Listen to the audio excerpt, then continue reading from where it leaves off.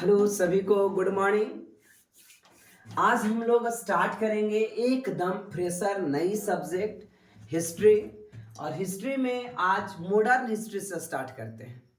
Modern history में भी भारतीय राष्ट्रीय कांग्रेस यानी जब इंडियन नेशनल कांग्रेस की स्थापना हुई उस समय से हम कांग्रेस के बाद से हिस्ट्री को देखेंगे, ठीक है ना, भारत की आज़ादी तक।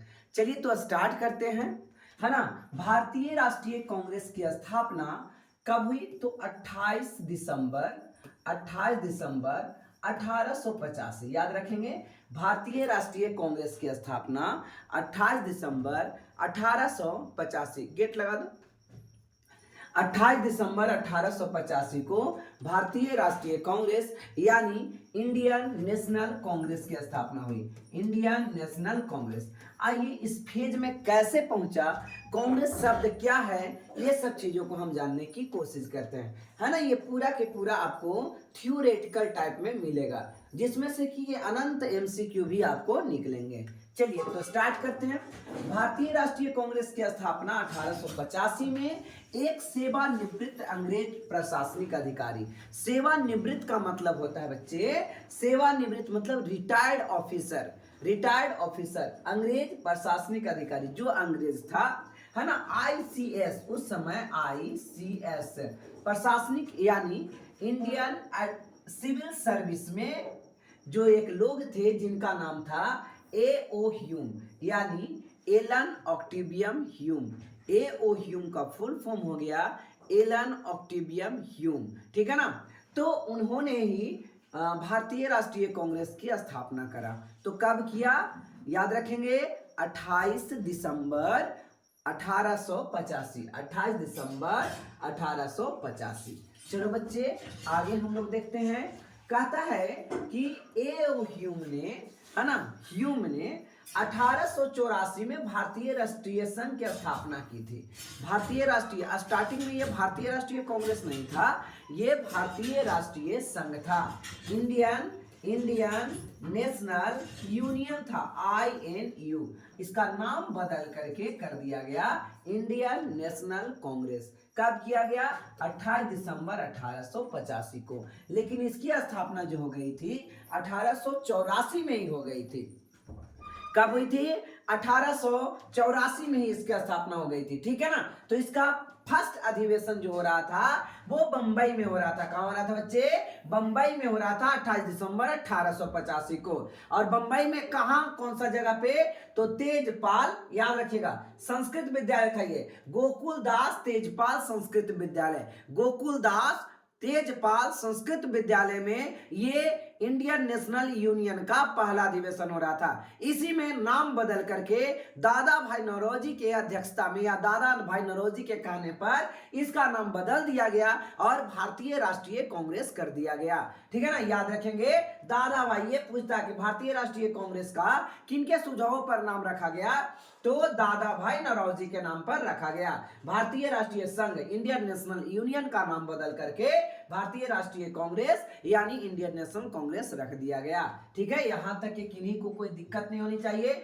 हमने 2 या 3 पॉइंट पढ़ा, ज्यादा कुछ नहीं। भारतीय राष्ट्रीय कांग्रेस का पहले जो नाम था वो इंडियन नेशनल यूनियन था, है ना। इसकी स्थापना 1884 में हो गई थी। कब हुई थी? 1884 में। एक साल बाद अधिवेशन हो रहा था 1885, 28 दिसंबर 1885 में दादा भाई नौरोजी के कहने पर भारतीय राष्ट्रीय यूनियन यानी संघ की नाम बदलकर कर दिया गया भारतीय राष्ट्रीय कांग्रेस, ठीक है बच्चे। और इस प्रकार से कांग्रेस की स्थापना हो गई। और किसका योगदान रहा? तो एलन ऑक्टेवियम ह्यूम। पूछा जाता है कि एलन ऑक्टेवियम ह्यूम यानी ह्यूम कौन थे? तो अंग्रेज प्रशासनिक अधिकारी थे जो रिटायर्ड हो चुके थे। ओके बच्चे, चलिए हम लोग आगे देखने की कोशिश करते हैं। भारतीय राष्ट्रीय कांग्रेस के प्रथम अध्यक्ष के रूप में, है ना, किनको बनाया गया? तो WC बनर्जी अर्थात व्योमेश चंद्र बनर्जी को बनाया गया। किसको बनाया गया, है ना? प्रथम अध्यक्षता कौन किए? तो WC बनर्जी यानी व्योमेश चंद्र बनर्जी। कहता है भारतीय राष्ट्रीय कांग्रेस के अधिवेशन बंबई में हुआ था जो गोकुल दास तेजपाल संस्कृत विद्यालय में हुआ था, ठीक है ना। उस समय कितने प्रतिभागियों ने भाग लिए? नहीं, प्रतिभागी नहीं कह सकते, कितने लोगों ने इसमें हिस्सा लिया, तो याद रखेंगे कि 72 लोगों ने इसमें पार्टिसिपेट किए, ठीक है ना। इसमें सबसे ज्यादा इंपॉर्टेंट जो पूछा जाने वाला क्वेश्चन है, कौन लोग प्रथम अधिवेशन में शामिल नहीं हुए थे, तो याद रखिएगा सुरेंद्रनाथ बनर्जी। सुरेंद्रनाथ बनर्जी इस सम्मेलन में पार्टिसिपेट नहीं किए थे, ठीक है ना। और ये उदारवादी गुट था। उदारवादी मतलब जो परिवर्तन में विश्वास रखे, है ना, जो अगला आदमी कह रहा है उसकी बातों विचार कर करके, बात विचार विमर्श करके और उसकी बातों को सुनने का प्रयास करेगा, अपना मन से ढाई काम करने का प्रयास नहीं करेगा, ऐसे लोगों को कहा जाता है बच्चे, ऐसे लोगों को क्या कहा जाता है, उदारवादी, ठीक है ना। उदारवादी गुटों का यह एक संघ था। कांग्रेस एक उदारवादी, इसमें नए लोग नहीं थे और इसमें बूढ़े बूढ़े लोग थे और इसमें कोई गर्मपंथी लोग नहीं थे। आइए देखते हैं उदारवादी नेताओं में सबसे प्रमुख नेता के नाम जो आता है वो दादा भाई नौरोजी, याद रखेंगे, दादा भाई नौरोजी, याद रखेंगे, दादा भाई नौरोजी, सुरेंद्रनाथ बनर्जी, फिरोज शाह मेहता, गोविंद रानाडे यानी महादेव गोविंद रानाडे, गोकुल, है ना, आप याद रखेंगे, गोपाल कृष्ण गोखले, उसके बाद याद रखेंगे पंडित मदन मोहन मालवीय, दिनसा वाचा और Womesh Chandra Banerjee, that means WC Banerjee, आप याद रखेंगे, ठीक है ना। दादा भाई नौरोजी जिनको वयोवृद्ध पुरुष कहा जाता है, the oldest man of India, वयोवृद्ध पुरुष भारत का इन्हें कहा जाता है। सुरेंद्रनाथ बनर्जी ये पहला अधिवेशन में पार्टिसिपेट नहीं किए थे। फिरोज शाह मेहता चप्पल वाली कहानी आपको इसमें बताया जाएगा, और इनका MG रानाडे भी, महागोविंद रानाडे, और महात्मा गांधी का जो टीचर है, राजनीतिक गुरु है ना, डायरेक्ट गुरु नहीं, राजनीतिक गुरु, यानी राजनीति के बारे में सिखाया पढ़ाया, इन्हीं के कहने पर भारत में आंदोलन चलाया, ठीक है। इस प्रकार से गोपाल कृष्ण गोखले महात्मा गांधी के राजनीतिक गुरु हुए। पंडित मदन मोहन मालवीय ये BHU यानी बनारस हिंदू विश्वविद्यालय की स्थापना किए। दिनसा वाचा व्योमेश चंद्र बनर्जी जो भारतीय राष्ट्रीय कांग्रेस के प्रथम अधिवेशन की अध्यक्षता इन्होंने किया, ठीक है बच्चे, तो इतना क्लियर हो गया होगा। आइए, कहता है उदारवादियों का ये बहुत बड़ा योगदान था, ये सोचते थे कि भारत को आजादी जो दिलाया जाएगा वो संविधान के तथ्यों पर चल करके भारत को आजाद हम लोग दिलवाएंगे, ठीक है ना। तो आइए देखते हैं क्या है उदारवादियों का उद्देश्य। संवैधानिक तरीके से, किस तरीके से बच्चे, तो संवैधानिक तरीके से भारत को स्वतंत्रता दिलाना था। उदारवादियों की अंग्रेज शासन की न्यायप्रियता में घोर आस्था थी, मतलब घोर कलयुग आ गया ऐसा लोग बोलते हैं ना, यानी कहने का मतलब है यहाँ पे कि घोर आस्था, उसके एकदम सोचते थे कि भारत आजाद हो जाएगा, उनकी न्याय व्यवस्था बहुत लोकप्रिय, बहुत अच्छी है ना, ये कट्टरता के साथ कोई काम नहीं करेंगे, इसलिए हम लोग आजादी मांग के रहेंगे, ठीक है ना। आइए, आंदोलन का सेकंड चरण स्टार्ट होता है। आंदोलन का फर्स्ट चरण की अगर बात करें तो आंदोलन का फर्स्ट चरण 1885 से लेकर के 1905 तक रहा, 1905 तक रहा। उसके बाद द्वितीय चरण की अगर बात करें भारतीय राष्ट्रीय आंदोलन की, भारतीय राष्ट्रीय कांग्रेस की, आंदोलन का द्वितीय चरण 1905 से लेकर के, है ना, 1919 तक। 1919 में जब आया था, है ना, चेम्सफोर्ड सुधार, ठीक है, याद रखेंगे, मोंटेग्यू चेम्सफोर्ड सुधार जब आया था उस समय तक। आइए देखते हैं आगे। राष्ट्रीय आंदोलन की इस चरण को नव राष्ट्रवाद या उग्रवाद या उग्रवाद के उदय का काल माना जाता है। यहां से एक नया जन्म होता है और ये राष्ट्रवाद, उग्रवादी राष्ट्रवाद होते हैं, ठीक है ना। यानी ये भी भारत आजाद कराना चाहते हैं, लेकिन ये मांग करके नहीं, ये उनके न्यायप्रियता में विश्वास नहीं करते हैं, है ना, ये मारो या मरो में विश्वास रखते हैं, ठीक है। आप इस बात को समझिएगा। कहते इस समय स्वदेशी आंदोलन तथा क्रांतिकारी आंदोलन का शुरुआत हो चुका था। बंबई में, आप समझ सकते, सॉरी, कलकत्ता में इस समय 1905 में क्या हुआ था, बंगाल विभाजन हुआ था, 16 अक्टूबर 1905। आप याद रखेंगे कि बंगाल विभाजन कब हुआ था, तो बंगाल विभाजन हुआ था 16 अक्टूबर 1905, याद रखोगे बच्चे, 16 अक्टूबर 1905 को बंगाल विभाजन हुआ था, ठीक है ना। तो आतंकवादी आंदोलन यहां से स्टार्ट हो गई थी। आइए देखते हैं आगे बात। कहता है कांग्रेस की उदारवादी नेताओं की अनुनय विनय, यानी उसकी बात मान लो, थोड़ा बात विचार विमर्श करेंगे, उसकी बातों को मान लेंगे, और राजनीतिक प्रवृत्ति, उग्रवादी नेताओं की राजनीति भिक्षावृत्ति यानी पॉलिटिकल मेडिकेंसी की संज्ञा दिया गया। ये कहे, है ना, उग्रवाद लोग कहा, उग्रवाद मतलब राष्ट्रीय उग्रवाद, ठीक है ना। उग्रवाद ऐसे बोलेंगे तो आप ये नहीं समझ जाइएगा कि वो भारत में अच्छे योगदान नहीं दे रहे थे, भारत की आजादी के लिए जितना खून उन्होंने बहाया है ना, उतना खून आपको उदारवादियों ने नहीं बहाया। ठीक है, ये तो जेल में गए, भूख की हड़ताल पर बैठे, ये सब किए, लेकिन अगर सबसे ज्यादा फांसी किन्हीं को लगा है तो यही उग्रवाद है ना, उग्रवाद राष्ट्रवादी को लगा है। ठीक है ना, यहाँ पे बात थोड़ा उग्रवाद कहने में अच्छा नहीं लग पा रहा है, लेकिन आप उग्रवादी राष्ट्रवादी समझिएगा। ठीक है बच्चे, आइए आगे देखते हैं। तो उग्रवादी जो थे भारत में, उग्रवादी नेता थे है ना, उग्रवादी राष्ट्रीय नेता जो थे वो क्या कहते थे, इनकी भिक्षावृत्ति, किनकी, अंग्रेजों की ये भिक्षा वाला मांग काम कर रहे हैं। ठीक है ना, ये उदारवादियों को कहा जाता था। आइए, उग्रवादी नेता में सबसे जो इंपॉर्टेंट आदमी थे वो थे बाल गंगाधर तिलक। ठीक है, महाराष्ट्र से बिलोंग करते थे। आप याद रखोगे, बहुत से एग्जाम में ये क्वेश्चन आ जाता है कि बाल गंगाधर तिलक कहां से बिलोंग करते थे, तो बाल गंगाधर तिलक महाराष्ट्र से। अरविंद घोष और बिपिन चंद्र पाल ये बंगाल के रहने वाले थे। अरविंद घोष और बिपिन चंद्र पाल ये बंगाल के रहने वाले थे, और लाला लाजपत राय ये पंजाब के रहने वाले थे। ठीक है ना, तो आपने संज्ञा दी होगी लाल बाल पाल, लाल बाल पाल। ठीक है ना बच्चे, तो लाल बाल पाल ये हो गया लाला लाजपत राय। ठीक है ना, लाला लाजपत राय, बाल गंगाधर तिलक और बिपिन चंद्र पाल। आप चाहे तो इस चीज को लिख ले, अगर पता हो तो उसको बाइकआउट कर दे, छोड़ दे। ठीक है ना, लाला लाजपत राय, बाल गंगाधर तिलक और बिपिन चंद्र पाल। ठीक है ना, आप याद रखोगे। सबसे ज्यादा क्या याद रखना है कि लाला लाजपत राय कहां के, पंजाब के श्री कहे जाते थे, बाल गंगाधर तिलक ये महाराष्ट्र के थे, और बिपिन चंद्र पाल ये बंगाल के थे। ठीक है ना, और अरविंद घोष भी बंगाल के थे। इस प्रकार से ये लाल बाल पाल के नाम से जाने जाने वाले, ये अतिवादी कहे जाने वाले, उग्रवादी तथा अतिवादी कहे जाने वाले ये प्रमुख नेता थे। आइए देखते हैं कि उग्रवाद के उदय का कारण क्या बना। अंग्रेजों की ऐसी कौन सी नीतियां आ गई जिसके कारण ये जो हमारे राष्ट्रवादी नेता थे, हमारे जो ऐसे नेता थे कांग्रेस में जो विरुद्ध हो चुके थे, ऐसे नेता ने क्या उनका बात नहीं माना, या क्या उन पर विश्वास नहीं हुआ, क्या घटना घटा कि धीरे धीरे ये उग्रवाद बन गए, उग्रवाद की तरफ चल गए। ठीक है ना, आइए देखते हैं। पहला पॉइंट क्या था, ब्रिटिश सरकार द्वारा लगातार कांग्रेस की मांगों के प्रति अपनाई जाने वाली उपेक्षापूर्ण नीति, मतलब कल देंगे कल देंगे कल देंगे, अभी धीरे धीरे। और इसी प्रकार से अनुभाई ये कहते थे ऐसा नहीं है ना, चाहिए तो हमें दो, ये हमारा खुद है, स्वराज हमारा जन्मसिद्ध अधिकार है ना। आप ऐसा स्लोगन बहुत से सुने होंगे, बाल गंगाधर तिलक ने आपको ये कहे थे। ठीक है ना, गर्म है ना, जो गर्म दल के नेता थे। इस प्रकार हिंदुओं में पुनरुत्थान हो, है ना, हिंदुओं में पुनरुत्थान होने के लिए भी इस धर्म को कहा गया है ना। वो लोग क्या कराते थे, अंग्रेज लोग ज्यादा से ज्यादा भारतीयों को चाहते थे कि वो लोग अपना मेरे धर्म को अडेप्ट कर ले, यानी क्रिश्चियन यानी ईसाई बन जाए, है ना। तो इसके लिए भी विरोध में आते थे, ईसाई नहीं, हिंदू या मुस्लिम जो पहले था वही रहेगा। इस प्रकार से उग्रवादी यानी उग्रवाद राष्ट्रवाद का भी यहाँ पे उदय देखने को मिलता है। और 1876 से 1900 के बीच मध्य भारत में बार बार पड़ने वाले भयंकर अकाल ने भी इस बात को रख दिया। और बंबई में 1897-1898 में के दौरान बंबई में बहुत भयावह महामारी फैला था जिसका नाम था प्लेग।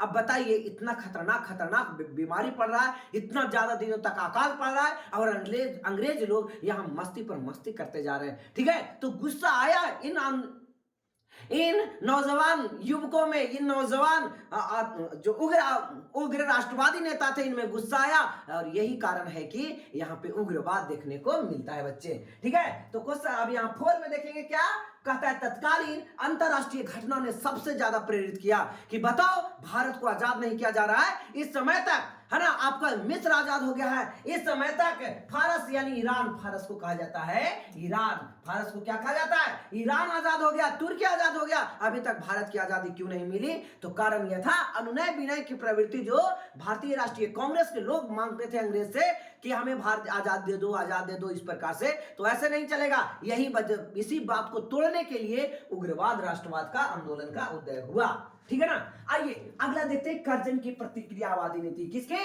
कर्जन की प्रतिक्रियावादी नीति। आपको कर्जन का टाइम टेन्योर देखना होगा कि गवर्नर जनरल वो कब से कब तक वायसराय बनकर रहा। तो आप देखोगे 1899 से 1905 तक के काल कर्जन का काल रहा। ठीक, किसका काल रहा, वायसराय कर्जन का काल रहा। याद रखेंगे, वायसराय कर्जन का, लॉर्ड कर्जन का काल रहा।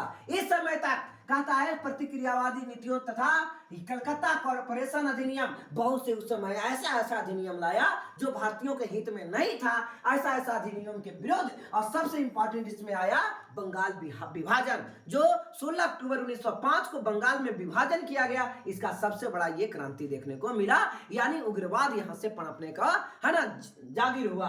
आगे देखते हैं, भारत में उग्र राष्ट्रवाद, यही बात आप लोग हमेशा रखिएगा, उग्रवादी नहीं उग्र राष्ट्रवाद के उदय की महत्वपूर्ण भूमिका का निर्वहन बाल गंगाधर तिलक, लाला लाजपत राय, बिपिन चंद्र पाल ने किया। इसीलिए इनको कहा जाता है लाल बाल पाल, याद रखेंगे। ये गर्म दल के नेता थे, ये उग्र राष्ट्रवाद के उदय में सबसे बड़ा इनका हाथ रहा।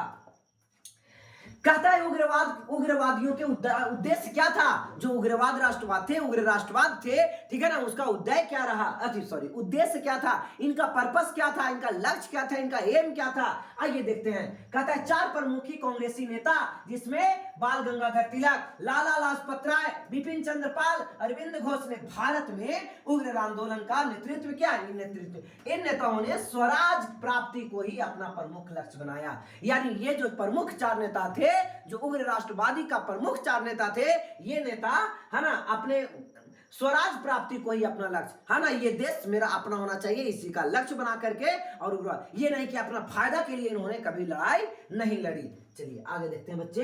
कहता है उग्रवादी दल के नेता जहां ब्रिटिश साम्राज्य के अंतर्गत औपनिवेशिक स्वशासन चाहते थे, वहीं उग्रवादी नेता का मानना था कि ब्रिटिश शासन का अंत करके ही स्वशासन प्राप्त हो सकता है। देखिए दोनों की बातें हैं बच्चे, आप देखोगे उग्रवादी में एक था उदारवादी और एक था उग्रवादी।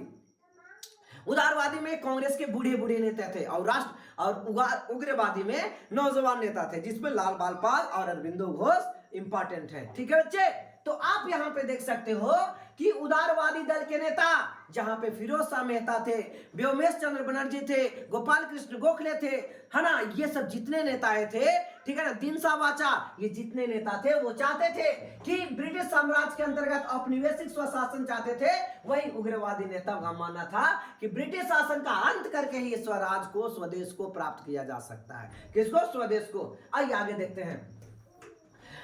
उदारवादी दल के नेता संवैधानिक आंदोलन में विश्वास रखते थे। पहले हमने आपको ये बताया कि उदारवादी जो दल के नेता थे वो संविधान के चीजों में विश्वास रखते थे, हमें धीरे धीरे आजादी मिल ही जाएगी। अंग्रेजों की न्यायप्रियता में घोर उनका विश्वास था, वार्षिक सम्मेलनों में विश्वास था, भाषण देने में विश्वास था, और प्रस्ताव पारित करने और इंग्लैंड में शिष्टमंडल में भेजने में विश्वास करते थे। लेकिन ये ऐसा नहीं थे, ये विश्वास करते थे, जो उग्रवादी नेता थे ये अहिंसात्मक प्रवृत्ति प्रतिरोध, है ना, सामूहिक आंदोलन और आत्म बलिदान में विश्वास रखते थे। अपने में सैक्रिफाइस में बलिदान, यानी कि सैक्रिफाइस में विश्वास रखते थे, बलिदान देने में विश्वास रखते थे। ठीक है बच्चे, तो यहां तक क्या आपको क्लियर हो गया? आई होप आपको समझ में सारी बातें आ रही होगी। ठीक है ना, तो वीडियो को पॉज करके, अगर मैं ज्यादा फास्ट पढ़ा रहा हूं तो वीडियो को थोड़ा स्लो कर लीजिए, अगर मैं स्लो पढ़ा रहा हूं तो वीडियो को फास्ट कर लीजिए। ठीक है, ये तो आपके हाथों में है। ठीक है ना, चलिए।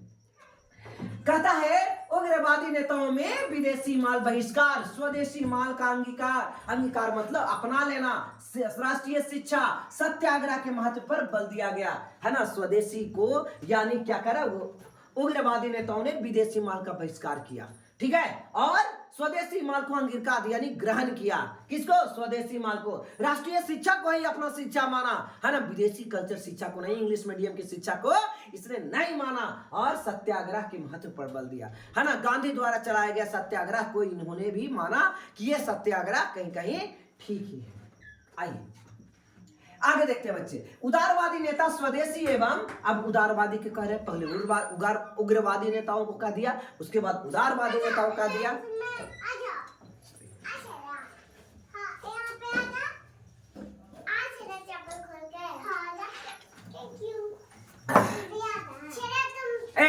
जाओ बेटा, हाँ तो देखिए इधर कहता है उदारवादी नेता स्वदेशी और बहिष्कार आंदोलन को बंगाल तक ही सीमित रखना चाहते थे, है ना। स्वदेशी आंदोलन जो था उन्होंने बनाया था स्वदेशी आंदोलन, उसको ये बंगाल तक ही सीमित रखना चाहते थे। Okay done. तो आप लोग अभी देख रहे थे कि उदारवादी नेता स्वदेशी एवं बहिष्कार आंदोलन को बंगाल तक ही सीमित रहे, लेकिन उग्रवादी जो नेता थे वे पूरे भारत में है ना लहर दौड़ाना चाहते थे कि स्वदेशी माल को अपने देश द्वारा जितना भी माल है उसका उपयोग करे और विदेशी मालों को क्या करे, बहिष्कार करे। और ये कहां तक रखना चाहते थे, सिर्फ बंगाल तक रखना, लेकिन ये पूरे भारत तक के रखना। ठीक है ना, तो आपको इस बात को समझ में आ गया होगा। आगे देखिए, क्रांतिकारी आंदोलन, क्रांतिकारी आतंकवाद का प्रथम चरण। ठीक है ना, अब फिर से इसको थोड़ा सा डिटेल्स और देखते हैं। कांग्रेस के उदारवादियों की संवैधानिक कार्य के प्रति उग्रवादियों की धीमी प्रभाव से नीति में निराश अनेक युवकों ने क्रांतिकारी आतंकवाद का मार्ग चुना, है ना, कि लग रहा था कि भारत को आजाद इस रास्ते पर रह करके नहीं मिल सकता है। कांग्रेस जैसे एक संस्था के द्वारा भारत को आजाद नहीं करवाया जा सकता है। ठीक है ना, बहुत से नेताओं में बौखलाहट थी कि भारत को जल्द ही आजाद करवाया जाए। ठीक है ना, तो इस प्रकार से क्या कह रहा है कि कांग्रेस के उदारवादियों की संवैधानिक कार्य पद्धति, कौन सी संवैधानिक कार्य पद्धति तथा उग्र, ठीक है ना, उग्रवादियों की धीमी प्रभाव की नीति से निराश, है ना, कहा कि ये धीरे धीरे वाली बात नहीं हो। ये विश्वास रखते थे किसमें, बम और पिस्तौल की राजनीति में विश्वास करते थे। जो उग्रवादी दल के नेता थे वो बम और पिस्तौल की राजनीति में विश्वास रखते थे। ठीक है ना, क्रांतिकारी विचारधाराओं के लोग समझने में राजनीति में कदापि विश्वास नहीं। ये क्रांतिकारी विचारधारा के लोग समझने राजनीति में कदापि विश्वास नहीं। उनका उद्देश्य था जान दो और जान लो, है ना, या तो जान दो या फिर जान लो। तो इसमें विश्वास ये रखते थे उग्रवादी राष्ट्रवादी नेता। आइए और आगे देखते हैं। कहता है इन क्रांतिकारियों युवकों ने आयरिश, जो आयरलैंड को आयरिश कहा गया है, याद रखेंगे, आयरलैंड इंग्लैंड के जस्ट बगल में आपको एक देश मिलेगा आयरलैंड, जो जिस पर बहुत पहले ही अंग्रेज का ही कब्जा हुआ करता था। ठीक है ना, अभी नदर्न आयरलैंड इंग्लिश के ही कब्जा में है, यूके के ही कब्जा में है, ब्रिटेन के ही कब्जा में है बच्चे। तो आप याद रखोगे ये आयरलैंड की आज जो राजधानी है वो डबलिन है। ठीक है ना, कहता है इन क्रांतिकारी युवकों ने आयरिश आतंकवादियों एवं रूसी निहिलिस्टों के संघर्ष के तरीका को अपनाकर बदनाम अंग्रेज अधिकारियों को मारने की योजना बनाई। जिस प्रकार से रूस में ऐसा किया जा रहा था, जिस प्रकार से आयरलैंड में ऐसा किया, जो भी खतरनाक क्या जैसे कोई एकदम करप्ट ऑफिसर है उसको जान मारने की प्रवृत्ति जहां वहां थी, ऐसा ही प्रवृत्ति, है ना, अंग्रेज अधिकारियों, कैसे अधिकारियों, बदनाम अंग्रेज अधिकारियों की मारने की योजना बनाई गई। आइए देखते हैं, क्रांतिकारी विचारधारा के सर्वाधिक समर्थक बंगाल में थे, है ना, क्रांतिकारी विचारधारा के सर्वाधिक समर्थक कहां थे, तो ये बंगाल में ही थे। ओके, कहता है भारत में क्रांतिकारी गतिविधियों की शुरुआत 1897 में महाराष्ट्र में हुई, है ना। भारत में अगर गतिविधियों की सबसे ज्यादा संख्या तो यहाँ थे बंगाल में, लेकिन यहाँ बाल गंगाधर तिलक के द्वारा ही, है ना, भारत में क्रांतिकारी गतिविधियों की शुरुआत 1897 में करा गया था। ठीक है ना, याद रखेंगे इस चीजों को। आइए, इस समय तक अनेक भागों में मुख्यतः बंगाल हो गया, महाराष्ट्र हो गया और पंजाब में आतंकवादी घटनाओं का अंजाम दिया जा चुका था। आइए एक एक हम डिटेल्स देखेंगे। पहले बंगाल को देखेंगे, पंजाब महाराष्ट्र को देखेंगे और फिर पंजाब को देखेंगे। सबको बारीकी से धीरे धीरे अध्ययन करने की कोशिश करेंगे। आइए, बंगाल में क्रांतिकारी घटनाओं का आरंभ बंगाल विभाजन 1905 के बाद से माना जाता है। कब से माना जाता है, 1905 के बाद। लेकिन इस घटना के पूर्व भी वहां कुछ क्रांतिकारी संगठन अस्तित्व में आ चुके थे। ठीक है ना, तो यहां तक कि आपको समझ में आ गया होगा। ठीक है, और आगे देखते हैं। कहता है 1902 में बंगाल में पहले क्रांतिकारी संगठन अनुशीलन समिति की स्थापना मिदनापुर में ज्ञानेंद्र नाथ बसु, याद रखें, ज्ञानेंद्र नाथ बसु तथा 1907 में कलकत्ता में जतीन्द्र नाथ बनर्जी, बारिंद्र नाथ घोष द्वारा किया गया। देखो बच्चे, ये लाइन आपके लिए बहुत इंपॉर्टेंट है कि अनुशीलन समिति की स्थापना कब करा गया था।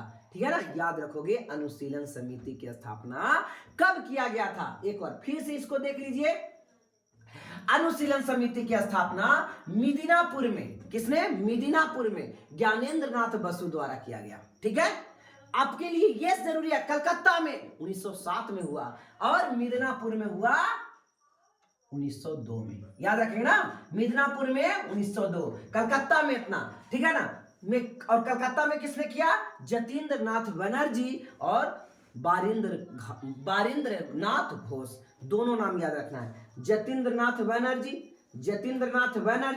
वारिंद्र नाथ घोष, जतीन्द्र नाथ बनर्जी और वारिंद्र नाथ घोष, याद रखेंगे, जतीन्द्र नाथ बनर्जी और वारिंद्र नाथ घोष।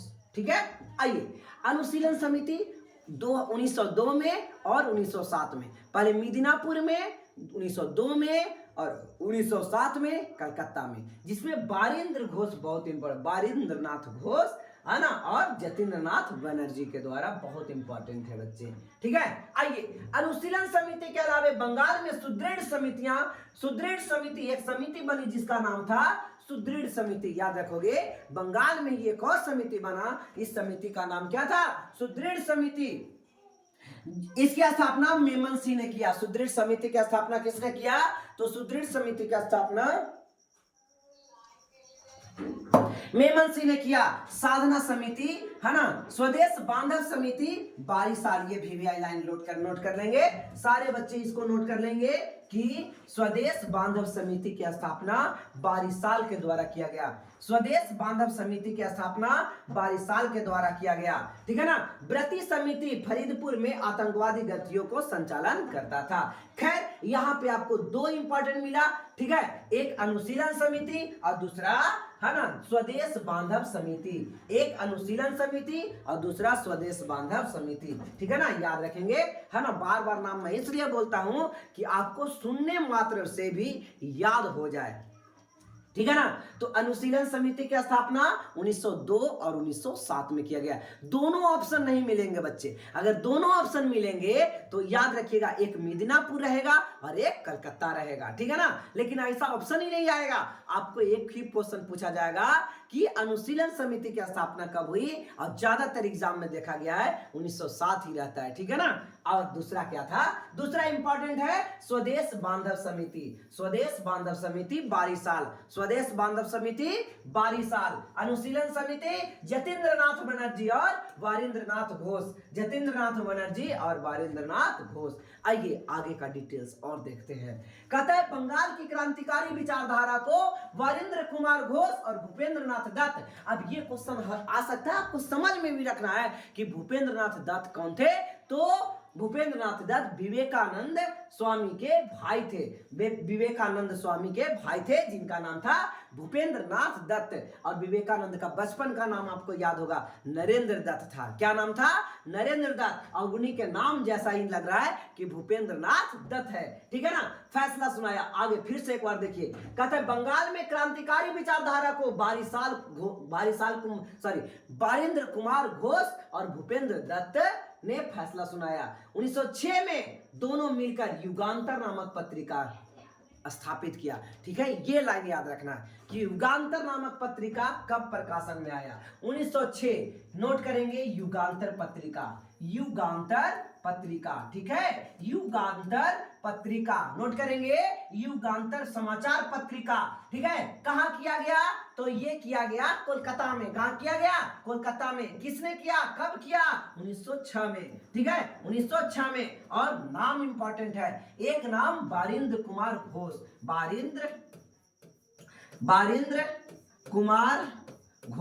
वारिंद्र कुमार घोष। एक किया गया वारिंद्र कुमार घोष और भूपेंद्र नाथ दत्त के द्वारा। किसके द्वारा, भूपेंद्र नाथ दत्त के द्वारा। ठीक है ना, याद रखेंगे भूपेंद्र नाथ दत्त। युगांतर 1906, युगांतर 1906, अनुशीलन 1907। ठीक है ना, अनुशीलन 1907। ठीक है ना। चलिए, युगांतर 1906 में किसके द्वारा, वारिंद्र नाथ घोष और भूपेंद्र नाथ दत्त। भूपेंद्र नाथ दत्त कौन था, विवेकानंद स्वामी, यानी नरेंद्र दत्त के भाई, विवेकानंद स्वामी के भाई है ना भूपेंद्र नाथ दत्त। आइए आगे देखते हैं। कहता है बंगाल विभाजन के बाद अनेक क्रांतिकारी समाचार पत्रों को बंगाल से प्रकाशन शुरू हुआ, जिसमें प्रमुख था ब्रह्म बांधव उपाध्याय द्वारा है ना प्रकाशित संध्या। किसने समाचार पत्र को प्रकाशित किया, ये क्वेश्चन आता है। संध्या, तो ब्रह्म बांधव उपाध्याय संध्या। अरविंद घोष द्वारा वंदे मातरम, और भूपेंद्र द्वारा कौन सा, युगांतर।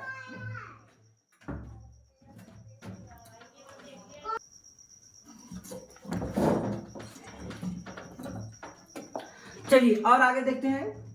युगांतर अखबार के नाम पर, युगांतर अखबार के नाम पर क्रांतिकारी संगठन युगांतर का भी बंगाल में अस्तित्व था। बारिंद्र कुमार घोष के नेतृत्व में कहता युगांतर समूह में सर्वत्र क्रांति का बिगुल बजाया तथा बताया कि क्रांति किस प्रकार से प्रभावी होगी, यानी क्रांति का पाठ अच्छा से पढ़ाया। और है ना, यंग लोगों में ये समाचार पत्र आग के जैसा काम किया, है ना, अब फैला भी और गर्म जोशी पैदा किया युवाओं में। ठीक है, कौन सा? युगांतर अखबार। आइए, अनुशीलन समिति ने बहुत बहुत भी है बच्चे। अनुशीलन समिति आपको याद होगा 1907 में इसकी स्थापना हुई थी। अनुशीलन समिति की स्थापना कब हुई थी?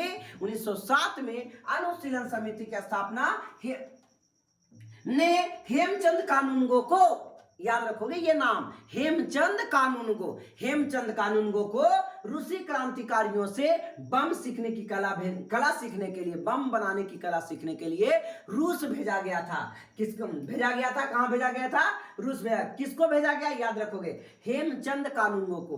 किस संस्था द्वारा भेजा गया? अनुशीलन समिति संस्था द्वारा भेजा गया। अनुशीलन समिति संस्था द्वारा भेजा गया। किसको भेजा गया? हेमचंद कानूनगो को।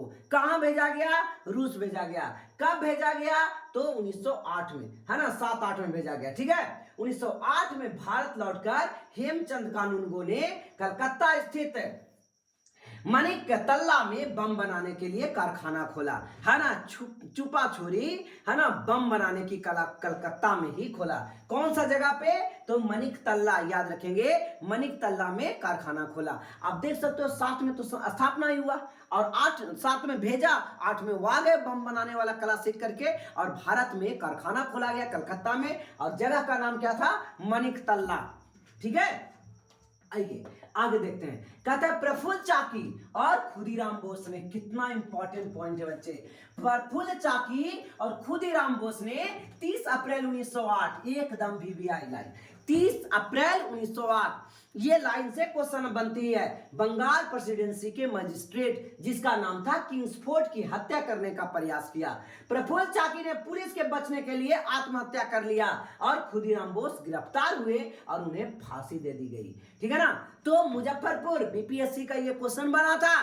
ठीक है, कि किंग्सफोर्ड की हत्या करने का प्रयास किसने किया?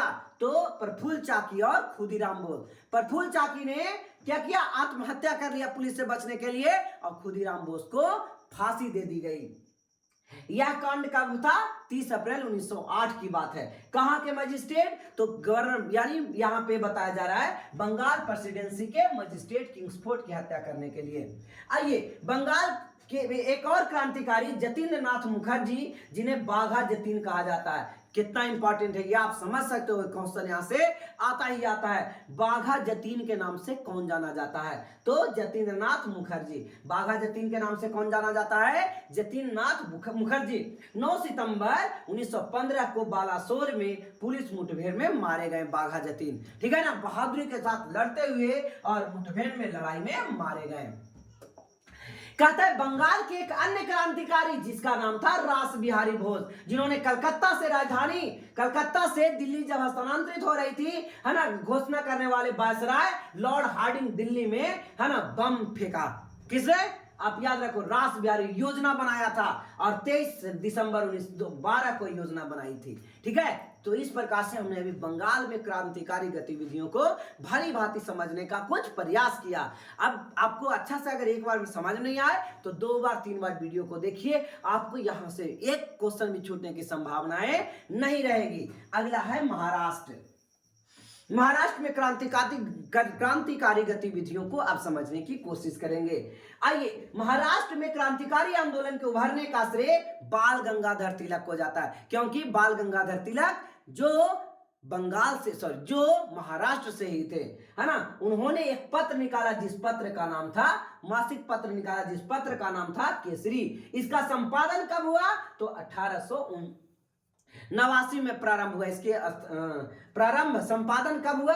1889 में। केसरी पूछता है, केसरी समाचार पत्र किसने निकाला? तो बाल गंगाधर तिलक। कहां से निकलती है? महाराष्ट्र से। कब प्रकाशित हुई? 1889 में। बाल गंगाधर तिलक 1893 में गणपति उत्सव, वीवीआई, एकदम वीवीआई, बहुत ज्यादा वीवीआई, ये क्वेश्चन बनेगा, ठीक है ना, याद रखेंगे इस चीज को कि बाल गंगाधर तिलक ने 1893 में गणपति उत्सव और 1895 में शिवाजी उत्सव मनाना प्रारंभ किया, है ना। बाहर तो फोटो लगती थी शिवाजी का और गणपति का, लेकिन अंदर जब ग्राउंड में अंदर आइए तो वहां पे षड्यंत्र चलता था कि किस प्रकार से अंग्रेजों को हराना चाहिए, कहां कहां क्रांतिकारी गतिविधियों का अंजाम देना चाहिए, इस चीजों पर बात विचार विमर्श होता था, ठीक है। तो याद रखोगे कितना इंपॉर्टेंट, कितना सातिर दिमाग इनका था बाल गंगाधर तिलक का, कि 1893 में, है ना, गणपति उत्सव मनाया और 1895 में शिवाजी उत्सव बनाया, ठीक है। और केसरी के भी संस्थापक कौन है? बाल गंगाधर तिलक, ठीक है ना, लाल बाल पाल के नाम से जाने जाने वाले। महाराष्ट्र में 1893 से 1897 के बीच प्लेग फैला था। सभी लोग को यह पता होगा कि 1893 से 1897 के बीच प्लेग फैला। अंग्रेज सरकार ने मलहम लगाने के बजाय दमन कार्य प्रारंभ कर दिया, यानी कि जब प्लेग फैला तो इलाज करवाना चाहिए, वहां खाने पीने का सामान पहुंचवाना चाहिए, वहां पानी पहुंचवाना चाहिए, लेकिन नहीं, उस पर मलहम लगाने के बजाय क्या क्या, है ना, दमन का काज किया। थोड़ा सा भी गलत देख रहा है तो कितने लोगों को मार डाल रहा है। अतः 22 जून 1897 में प्लेग कमीशन, है ना, प्लेग कमीशन के रैंड और आर्मस्ट को गोली मारकर हत्या कर दी गई। ये क्वेश्चन बहुत बार पूछता है बच्चे, बहुत बार, कि किसको हत्या किया गया था प्लेग के जुर्म में, है ना। प्लेग को जांच करने के लिए आया था कि किस ढंग से यहाँ पे महाराष्ट्र में प्लेग बढ़ रहा है, फैल रहा है, लेकिन इसने गलत जानकारी दे, बोला कि सारा यहाँ माजरा ठीक है, प्लेग से जान मान हान किसी चीज की कोई क्षति नहीं हुआ है, ठीक है ना। और ये गुस्सा में आकर के यहाँ के लोगों ने रैंड और आर्मस्ट को गोली मार दिया। कब मारा? 22 जून 1897 में, ठीक है ना। खत्म ईस्वी में हुआ 1897 ईस्वी, आप कनेक्ट कर पाएंगे। 1893 से 97 के बीच चला तो 97 में 22 जून 97 को क्या कर दिया है? गोली मारकर हत्या करे। अब किसने गोली मारा? चापेकर बंधु। चापेकर बंधु के नाम से कौन जाना जाता है? ये बहुत इंपॉर्टेंट क्वेश्चन है। तो दामोदर चापेकर और कृष्ण बाल कृष्ण चापेकर, दामोदर चापेकर और बाल कृष्ण चापेकर, ये चापेकर बंधुओं ने गोली मार दी और इस प्रकार से ये जुर्म साबित हुआ और उनको फांसी दे दिया गया। लेकिन कोई बात नहीं, एक आदमी दो आदमी को तो टपका के गया। बाल गंगाधर तिलक को भी विद्रोह में भड़काने के आरोप में 18 माह का कारावास दिया गया था और रैंड एवं आर्मस्ट की हत्या में भारत में क्रांतिकारी आतंकवाद की शुरुआत मानी जाती है। बड़े बड़े लोगों को घटना का इल्जाम दिया जाने लगा। और ये घटना कहां की है? तो ये घटना महाराष्ट्र की है। महाराष्ट्र में नासिक। आज नासिक कहां पे है? तो महाराष्ट्र में क्रांतिकारी आंदोलन का गढ़ था। कहता है विनय दामोदर सावरकर ने, है ना, वीडी सावरकर, विनय दामोदर सावरकर को कहा जाता है बीडी सावरकर, याद रखेंगे, बीडी सावरकर। बीडी सावरकर ने 1904 में नासिक में मित्र मेला नामक संस्था की स्थापना किया। बहुत बहुत इंपॉर्टेंट है, मित्र मेला संस्था की स्थापना किसने किया? तो बीडी सावरकर के द्वारा किया गया, विनय दामोदर सावरकर के द्वारा किया गया। क्या चीज की स्थापना? मित्र मेला नामक संस्था की स्थापना, जो मेजिनी के तरुण इटली के तर्ज पर अभिनव भारत में परिवर्तित हो गया, ठीक है ना। ये अभिनव भारत में मर्ज कर दिया गया। आगे देखा जाए, अभिनव भारत संस्था का मुख्य सदस्य अनंत लक्ष्मण करकरे थे, जो नासिक जिला के मजिस्ट्रेट जैक्सन की गोली मारकर के हत्या कर दी गई थे, ठीक है ना। जैक्सन को हत्या कर दिए थे। ये नासिक के मजिस्ट्रेट था, यानी डीएम था। ओके, कहता है हत्या से जुड़े लोग को नासिक षड्यंत्र केस कहा जाता है। तो नासिक षड्यंत्र केस 1909 की घटना है बच्चे। कब? 21 दिसंबर 1909 नासिक षड्यंत्र केस मुकदमा चलाया और सावरकर के भाई गणेश सावरकर को शामिल थे, इसलिए दोनों आजीवन कारावास की सजा इनको दिया गया था, ठीक है ना। तो बीडी सावरकर के भाई गणेश सावरकर को आजीवन कारावास भी दिया गया। कहता है कि अभिनव भारत संगठन के सदस्य बीएन बापट बम बनाने की कला सीखने के लिए ये पेरिस गए। कहां गए? पेरिस गए। आप याद रखोगे, यहां से भी बम बनाने की कला सीखने के लिए पेरिस भेजा गया। वहां पे कानूनगो को भी बम बनाने की कला सीखने के लिए अभिनव भारत की ओर से अनुशीलन समिति की ओर से भेजा गया। कहां पे? रूस भेजा गया। और कलकत्ता में इन्होंने एक फैक्ट्री भी डाली थी। महाराष्ट्र के प्रमुख क्रांतिकारी में क्रांतिकारी पात्र काल का संपादन, है ना, परांजपे ने किया। चलिए, इस नाम से उतना ज्यादा इंपॉर्टेंट नहीं है, हम लोग अगले क्लास में देखेंगे पंजाब में किस प्रकार से पंजाब में क्रांतिकारी आंदोलन को और आगे बढ़ाया गया। ठीक है, गुड डे।